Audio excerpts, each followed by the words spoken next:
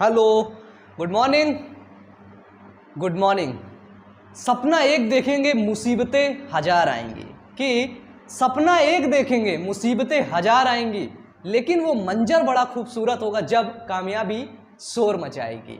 Hello दोस्तों, कैसे हैं आप लोग?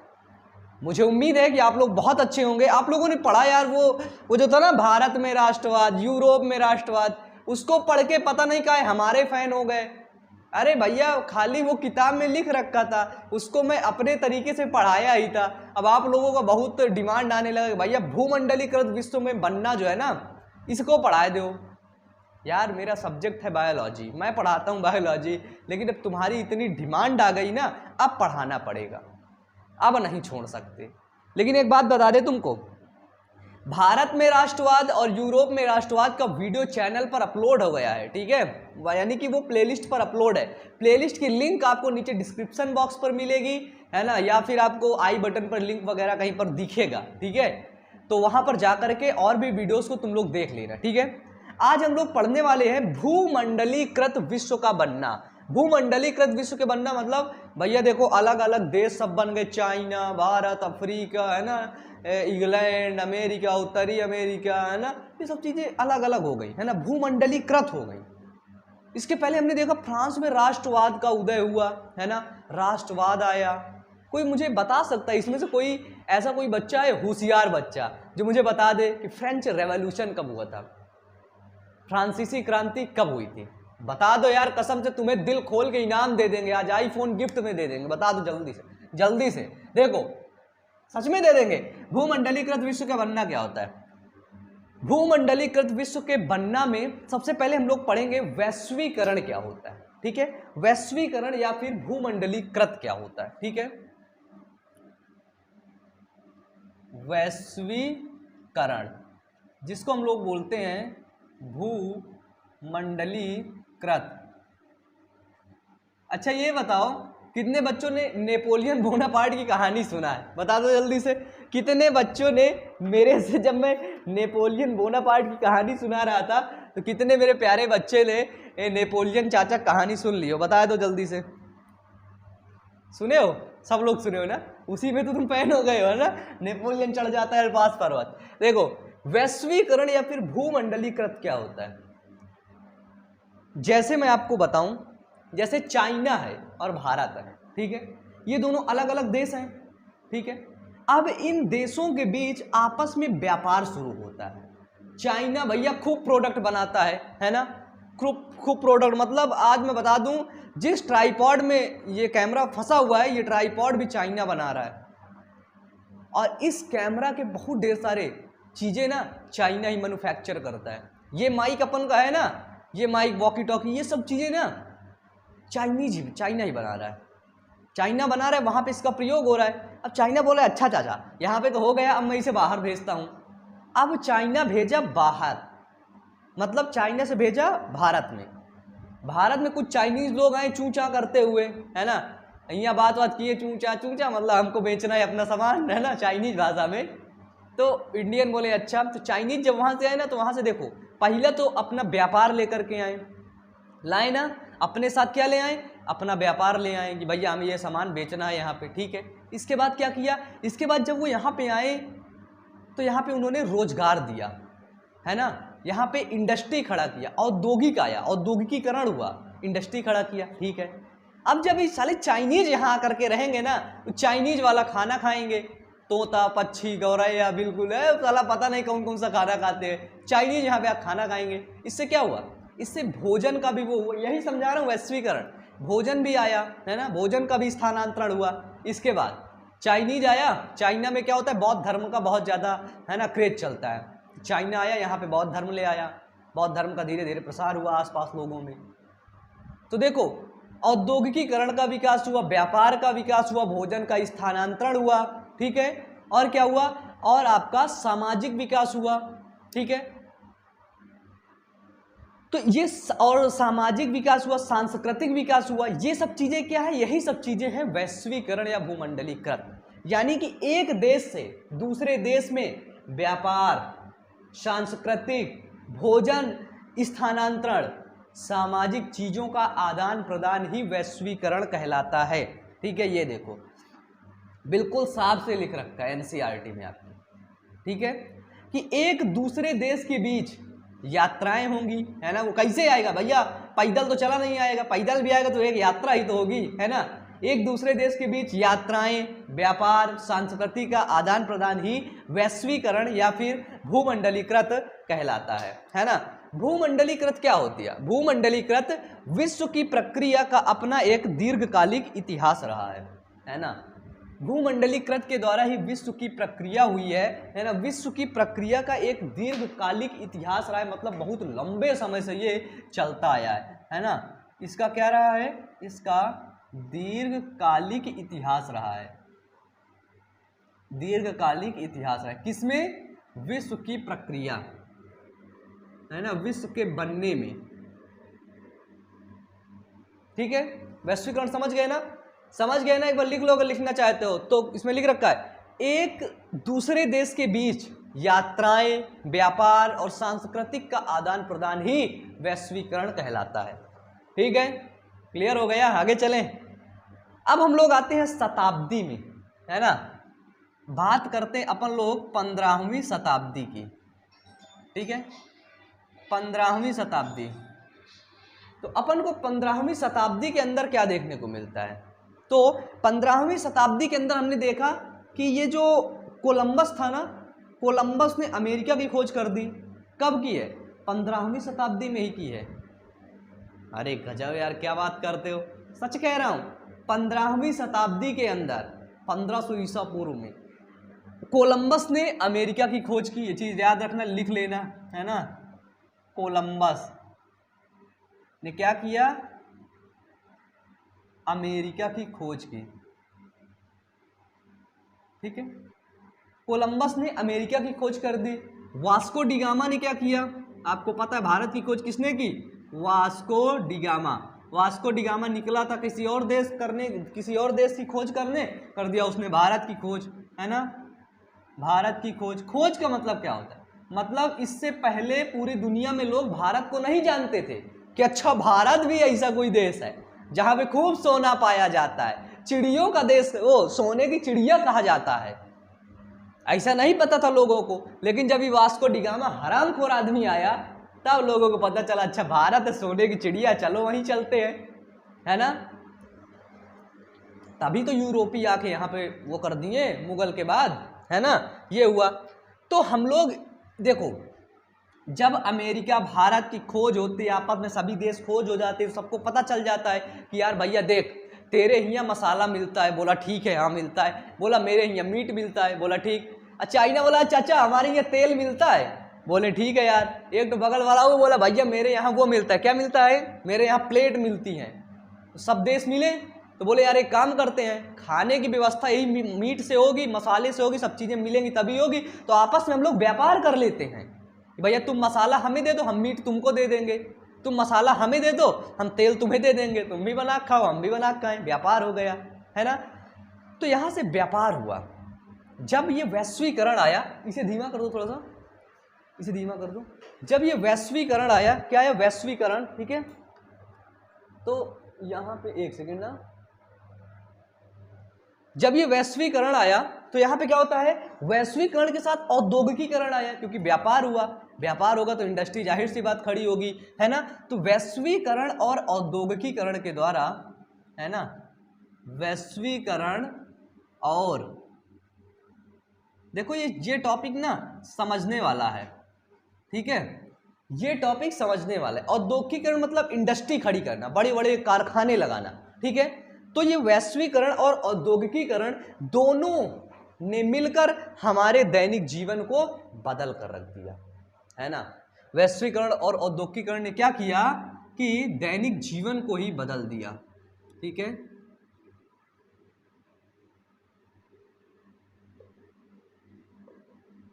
समझ गए? कैसे समझ गए? कि भैया जब एक देश से दूसरे देश में सामान आ रहा है तो मजदूर काम करेंगे उसमें, उस सामान को बेचने के लिए व्यापार होगा, व्यापार से धन आएगा, धन के बाद क्या होगा, आपस में बटेगा, सब लोग खाएंगे पिएंगे, सही तरीके से रहेंगे, ठीक है। और औद्योगिकी आएंगी, औद्योगिक लगेगा, इंडस्ट्री खड़ी होगी, बहुत ढेर सारे लोगों को रोजगार मिलेगा, ठीक है। पहले पता क्या हुआ था, पहले लोग लेबर बिका करते थे, है ना। एक कॉलोनी है पंजाब के अंदर बनाई जाती, नहर कॉलोनी के नाम से, है ना। उस नहर कॉलोनी के अंदर मतलब एक कॉलोनी बोला जाता है, एक गांव टाइप का था।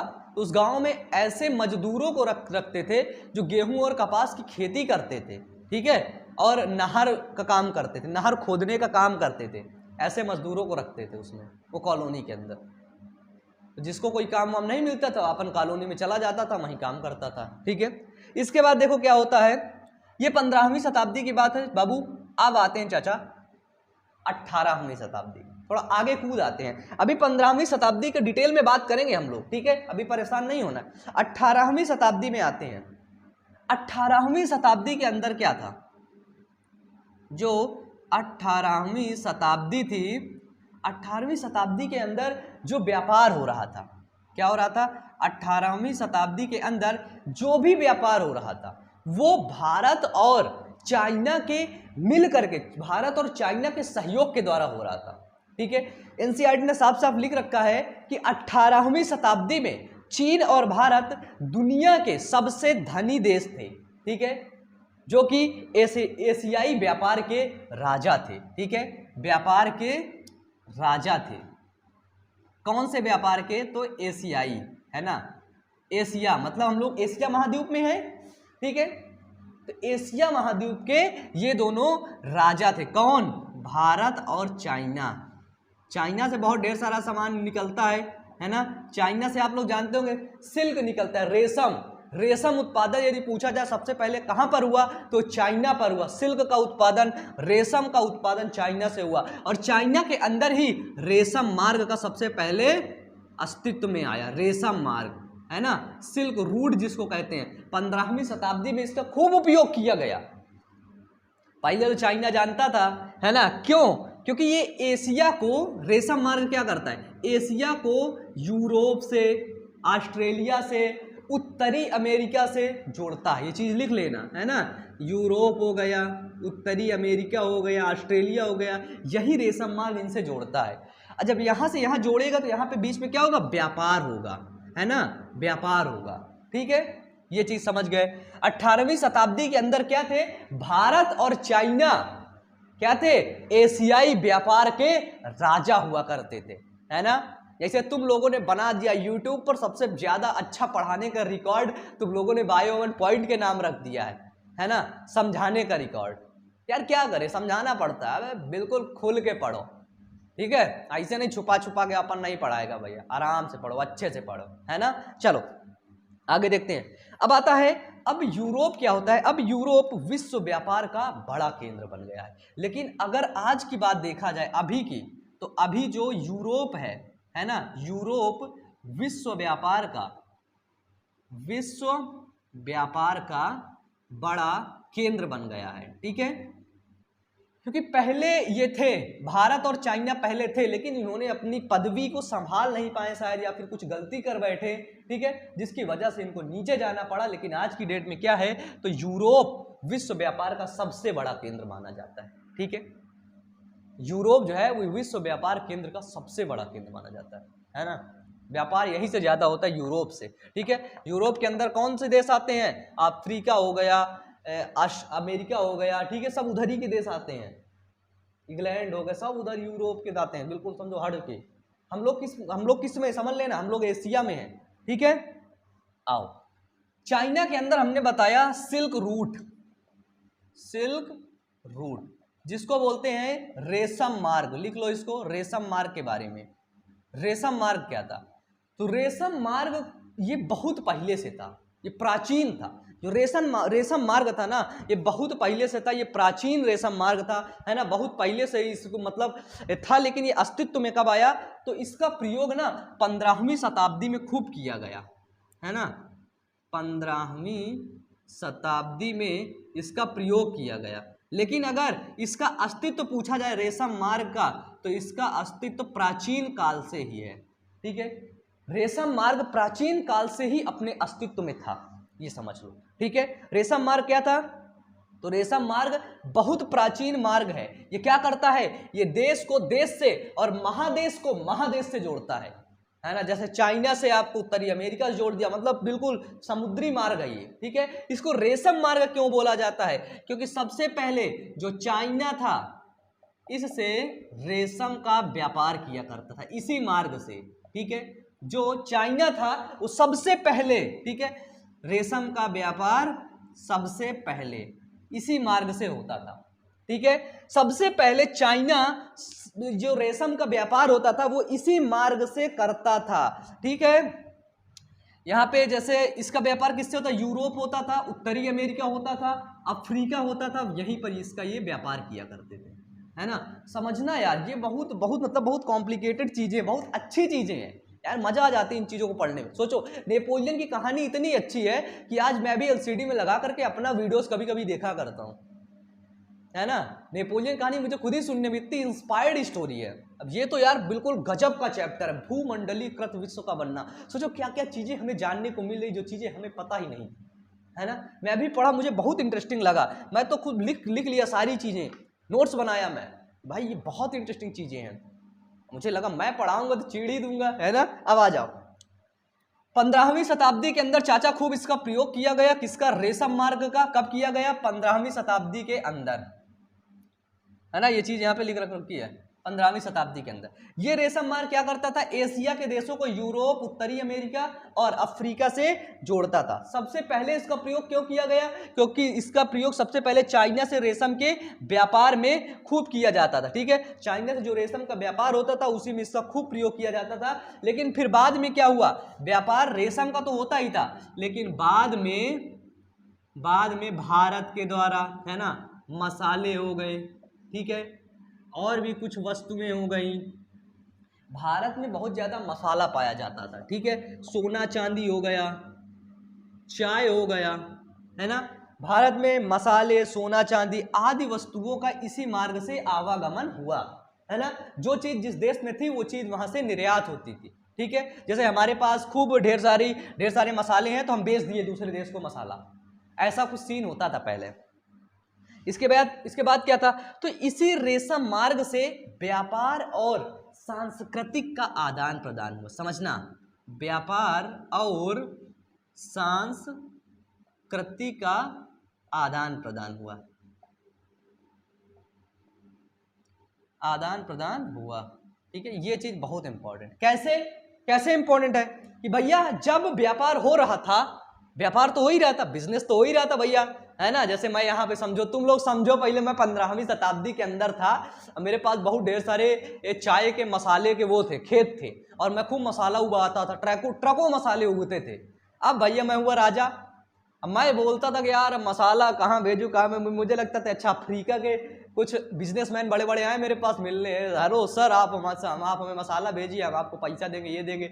मुझे लगा यार हाँ पैसे चाहिए हमें भी, ठीक है। तो हमने मसाला उनको ट्रांसपोर्ट करना शुरू कर दिया, है ना।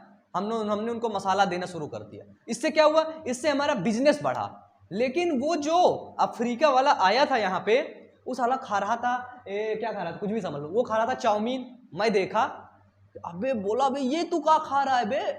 तो वो बोला अरे आपको नहीं पता क्या? मैं बोला नहीं, ये क्या है, मुझे भी खिला। वो बोला भाई सर, अरे सर ये चाउमीन है। चाउमीन ये क्या होता है? हमें पता ही, 15वीं शताब्दी में चाउमीन पता रहेगा किसी को? बताओ, मोमोज पता रहेगा तुमको? अरे पगले, कुछ और नहीं पता लगा, समोसा तो पता ना रहा होगा, ठीक है। 15 बोला सर मैं चाउमीन खा रहा हूँ। अच्छा चाउमीन खा रहा है? हाँ। मैं बोला यार मुझे भी खिलाना।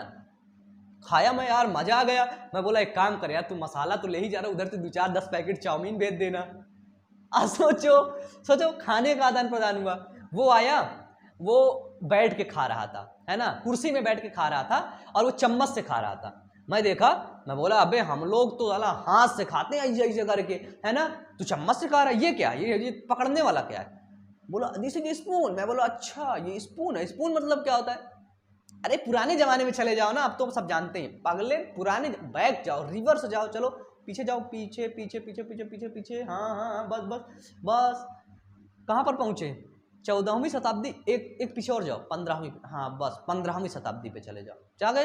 आप देखो ये क्या है तुम, ये किससे खा रहे हो?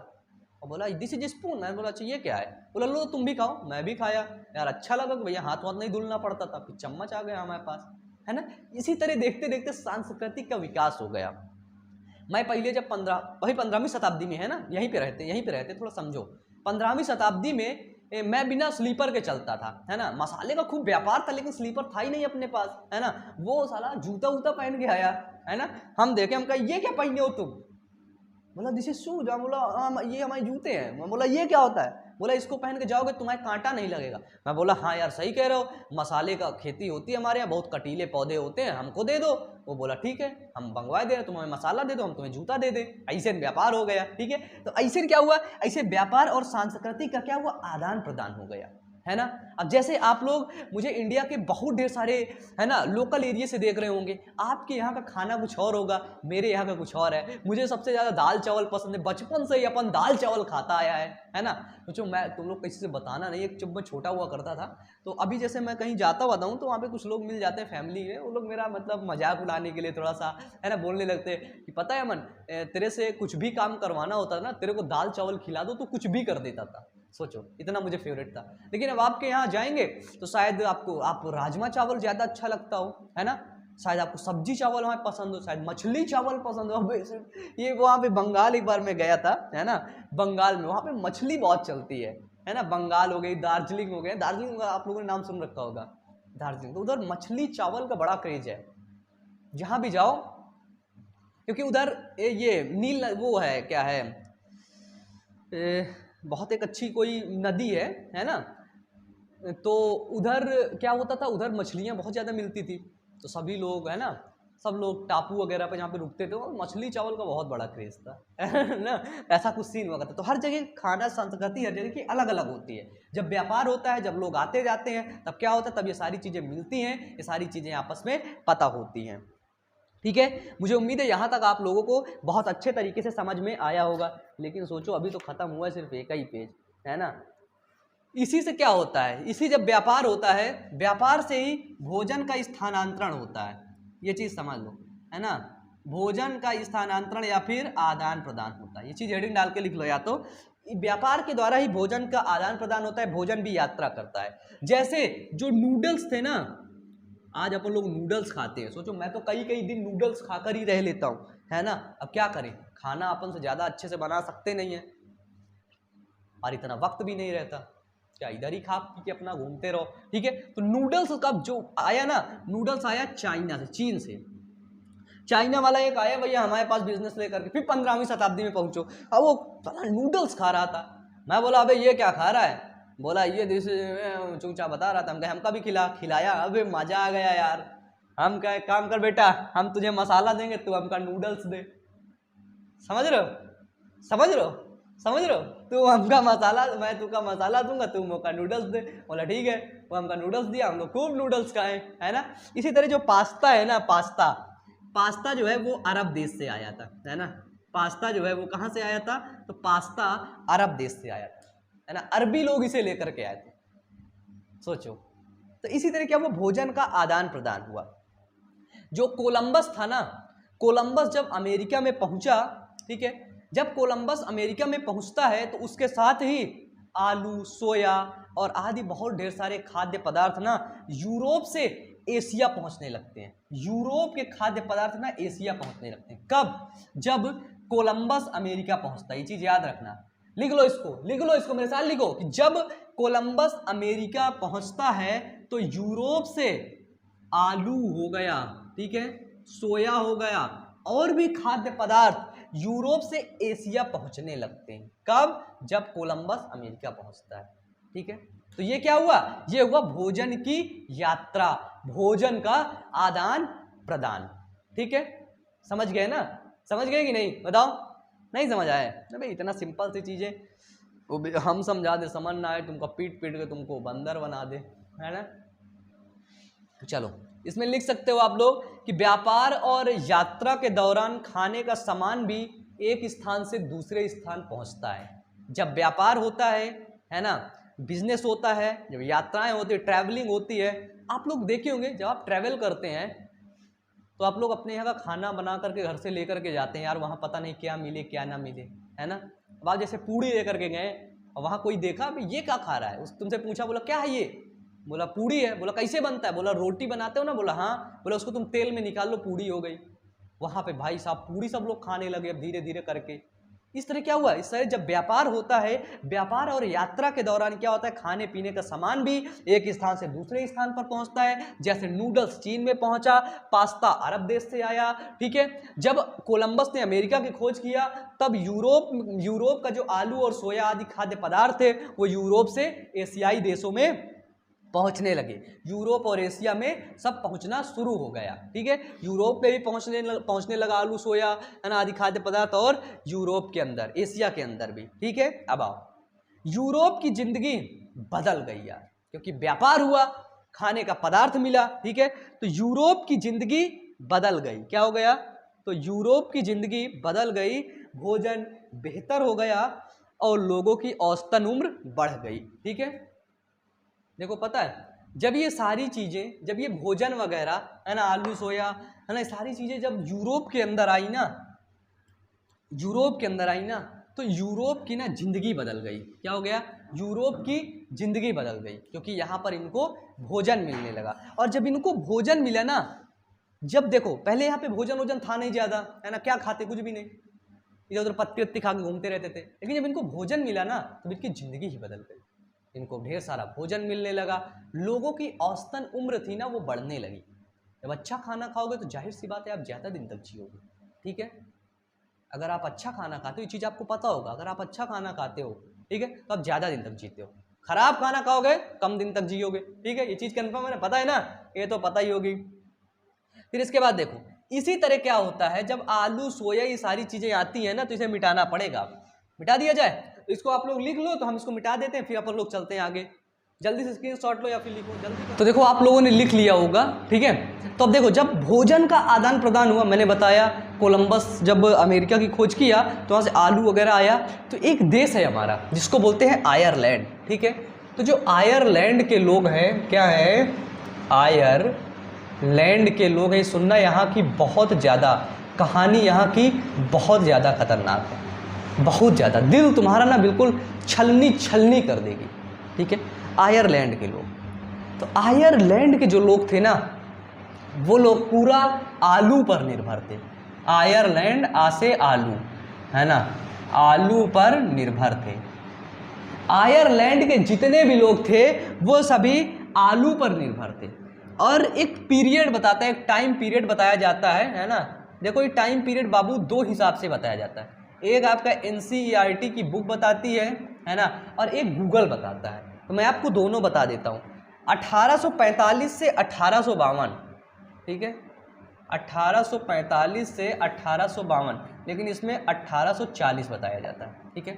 क्या होता है 1840 के दौरान, ये टाइम पीरियड गूगल का है, ठीक है, पीरियड जो 1840, ये क्या हो गया, एक सेकेंड ना बस। 1840 के दौरान क्या देखा जाता है कि, तो 1840 के दौरान, ये एक्चुअली पता नहीं क्या वायर बहुत दिक्कत कर लगी। 1840 के दौरान क्या देखा जाता है आयरलैंड के अंदर, कि ये जो वहाँ का आयरलैंड के अंदर आलू की फसल ना खराब हो जाती है ना, आलू में एक इन्फेक्शन हो जाता है, आलू की फसल खराब हो जाती है एक फंगस के कारण, ठीक है, एक फंगस के कारण आलू की फसल खराब हो जाती है। समझना, बहुत बहुत खराब दुर्दशा हो गई थी। सोचो पूरे आयरलैंड के लोग आलू पर निर्भर थे, और ये जब आलू की फसल खराब हो गई ना, तब क्या होता है, तब तो यहाँ भूखमरी आ गई आयरलैंड के अंदर, ठीक है, आयरलैंड के अंदर भूखमरी आ गई, अकाल पड़ गया। सोचो अकाल पड़ गया, लोग खाने के लिए ना यहाँ वहाँ भटकने लगे, दर दर लोग घूमने लगे, खाने की तलाश करने लगे, लेकिन खाना कहाँ से मिलता, खाना कहाँ से मिलता, कोई भी व्यक्ति खाना देने वाला नहीं था, क्योंकि वहाँ की पूरी जनसंख्या आलू की खेती पर निर्भर थी। सभी लोग आलू की खेती खूब करते थे, उसी से अपना भरण पोषण, उसी से अपना घर परिवार गुजारा उसी से चलाते थे। और डाटा बताता है कि इसी आलू की खेती में जब भूखमरी या अकाल पड़ी तो लगभग 1 मिलियन लोग मरे। 1 मिलियन डेथ्स हुई, समझ लो। उस समय वहां की हालत देखो क्या हुई रही होगी। आज अपन लोगों के पास खाने की बहुत ज्यादा सामग्री है, पता है, कोई हंगर इंडेक्स के बारे में बात ही नहीं करता है आज की डेट में।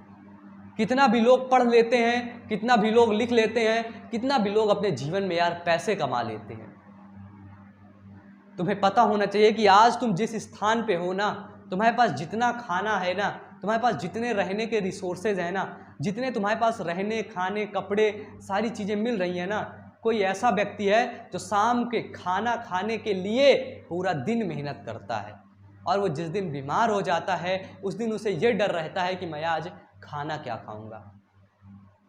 आज इंडिया 6वें 7वें स्थान पर आता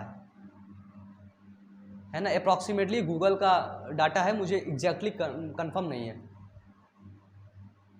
सोच लो हंगर इंडेक्स के ऊपर मुझे जहां तक याद आ रहा है दूसरे नंबर पे आता है। यहाँ पे बहुत से लोग ना भूखे सोते हैं, इतने गरीब लोग होते हैं। तो यार कभी तुम लोग जीवन में कुछ बड़ा कर जाना ना। पैसे तो यार सब लोग कमा लेते हैं, लेकिन लोगों की दुआओं लेकर के चलना ना बहुत बड़ी बात होती है। वो बहुत कम ही लोग कर पाते हैं और मुझे उम्मीद है आप लोग ऐसा करेंगे। चलें, आयरलैंड के अंदर ऐसा कुछ होता है तो आलू की फसल खराब हो जाती है, ठीक है, तो वहाँ पे सभी लोग मर जाते हैं, ठीक है। ये चीज़ बताया गया कि भैया व्यापार से एक तरफ लाभ भी होता है तो दूसरी तरफ कभी कभी हानि भी हो जाती है, ठीक है। ये चीज़ें समझना चाहिए। अब चीज़ें आती हैं उपनिवेशवाद, ठीक है,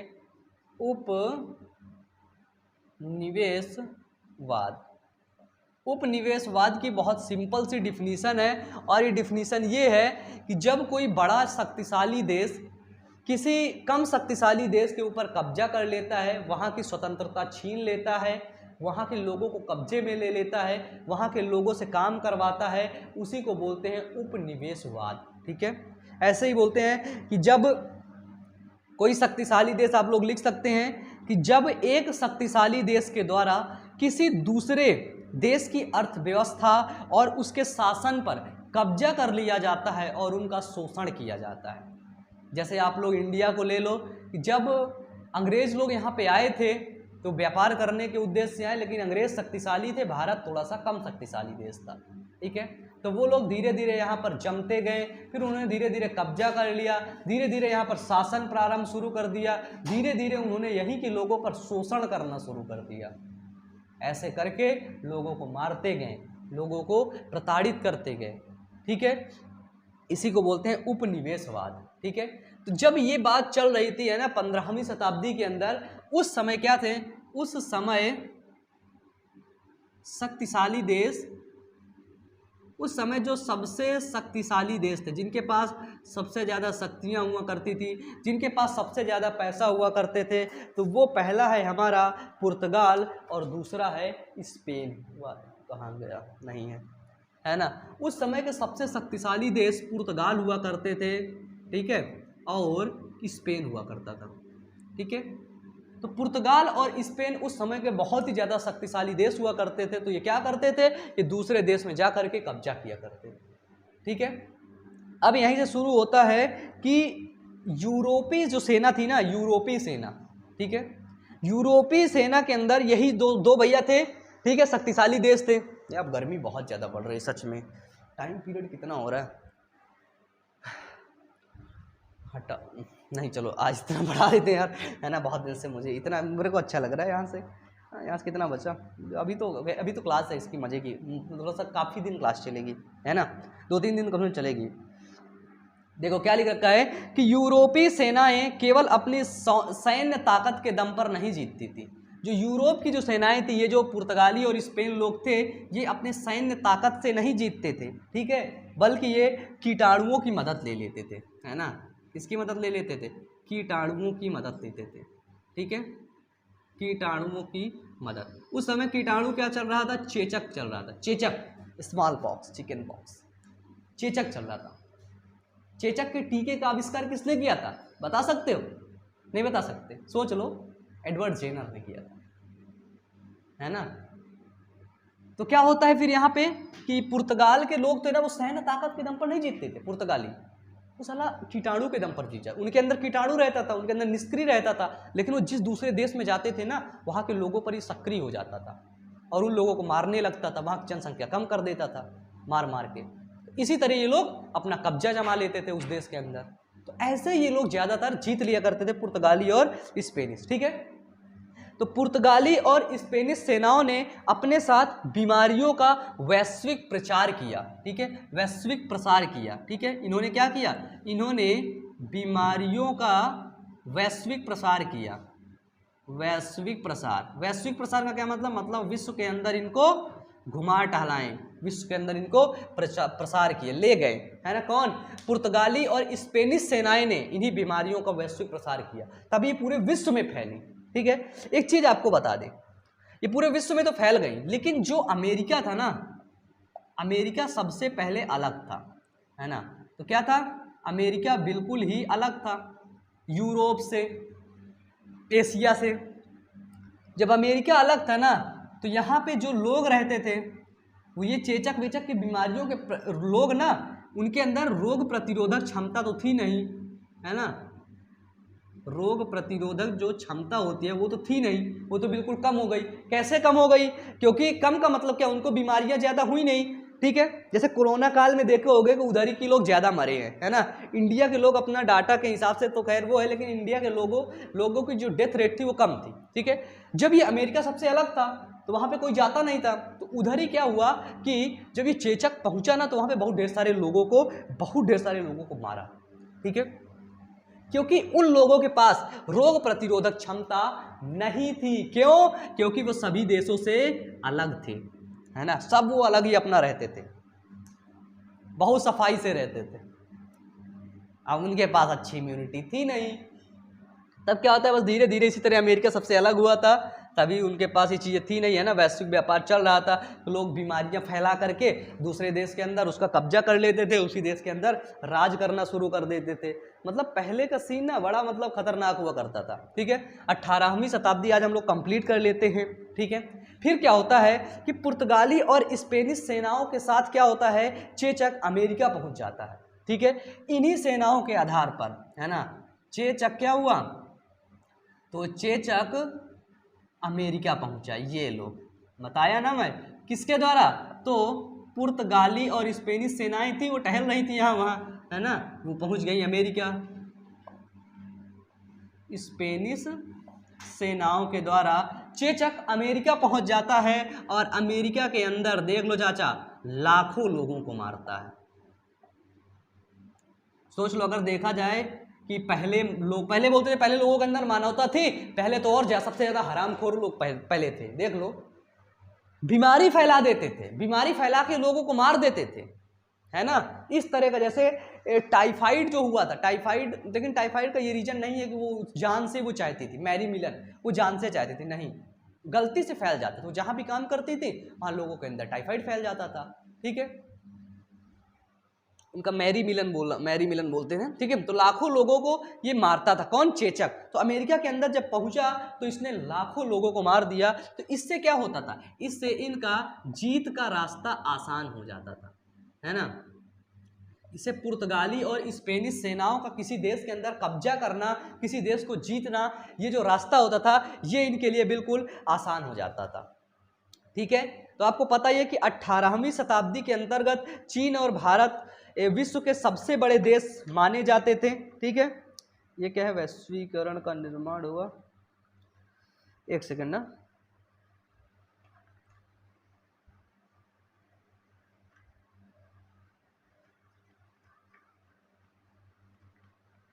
ये आगे का ही है, ठीक है। तो यहाँ पे क्या हुआ, इनके अंदर जीत का रास्ता बिल्कुल आसान हो जाता था, ठीक है। अब बात आती है 18वीं शताब्दी में ये चीजें चल ही रही थी, अब लगता है 19वीं शताब्दी, ठीक है, 19वीं शताब्दी। तो देखो 19वीं शताब्दी के अंदर क्या होता है, तो 19वीं शताब्दी के अंदर बहुत ढेर सारे बदलाव होते हैं, ठीक है, बहुत ढेर सारे बदलाव। जैसे कि देखो 19वीं शताब्दी के बाद क्या होती है, दुनिया ना बहुत तेजी से बदलना शुरू कर देती है, ठीक है। दुनिया पहले वाली दुनिया अब नहीं रही कि भैया पहले वाली दुनिया रही, जब जैसे पहले थी ना वैसे आ जाए, नहीं, अब बदलना शुरू कर दिया है ना यार। सच में गर्मी तो गर्मी ने मतलब बिल्कुल जीना हराम करके रखा है ना।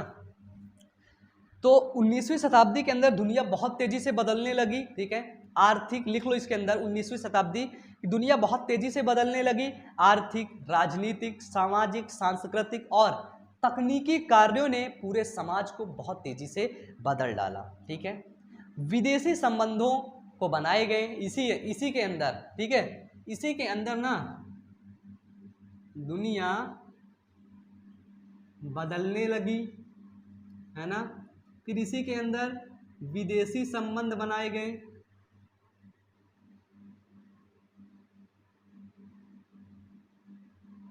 ठीक है। दुनिया इसी के अंदर बहुत तेजी से बदल रही थी और विदेशी संबंध भी बनाए गए। इससे लोगों के जीवन पर विशेष प्रभाव पड़ा 19वीं शताब्दी पे ना, लोगों के जीवन पर 19वीं शताब्दी के अंदर लोगों के जीवन पर विशेष प्रभाव पड़ा।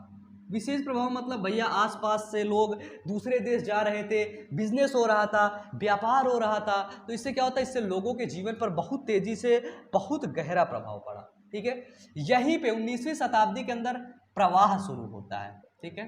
प्रवाह, प्रथम प्रवाह, पहला प्रवाह, दूसरा प्रवाह, तीसरा प्रवाह, ये चीजें शुरू होती हैं। तो ये प्रवाह है, ये भैया चैप्टर अब पढ़ेगा आपको लंबा, है ना, चैप्टर पड़ेगा लंबा। तो अब हम लोग क्या करते हैं, अब इस चैप्टर को अपन लोग 1970, इसको हम लोग 19वीं शताब्दी, इसको हम लोग अब कल पढ़ेंगे, है ना।